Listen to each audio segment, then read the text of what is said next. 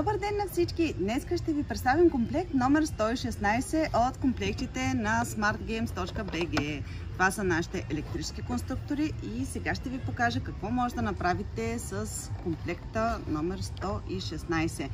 Тоест, както виждате, тук така съдържащите се части в комплекта. С това нещо можем да направим лампа, можем да направим и едно от любимите на децата, летящата чиния, защото тя наистина лети. Децата я гонят и забавата е до небесата. Както виждате, схемите са изключително елементарни, правят се бързо и лесно от децата. Едно от най-интересните също, които децата правят, е радиото. И сега много бързичко ще ви демонстрирам как се правят тези неща. Можем да си направим една летяща чиния, както казах. Намираме си точната схема, която е ето тази за летяща чиния. Поставяме си отстрани, вадим си борда и е много важно всеки път да работим с борда. Вадим си нещата, които ни трябват. Всичко е с тик-так копчета и е много лесно за употреба.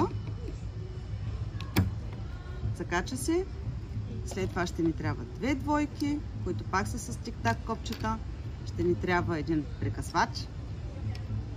Ще ни трябва една тройка свързваща. Ще ни трябва и мотора. Ще ни трябва и самата летяща чиния. И така можем да започваме да сглобяваме. Аз лично винаги първо си правя основата, както и моето момче. А след това вече свързвам с връзките. И така започва играта. Нарочно не сме я пуснали в момента да лети, защото тук така може да литне и да не можем да я намерим.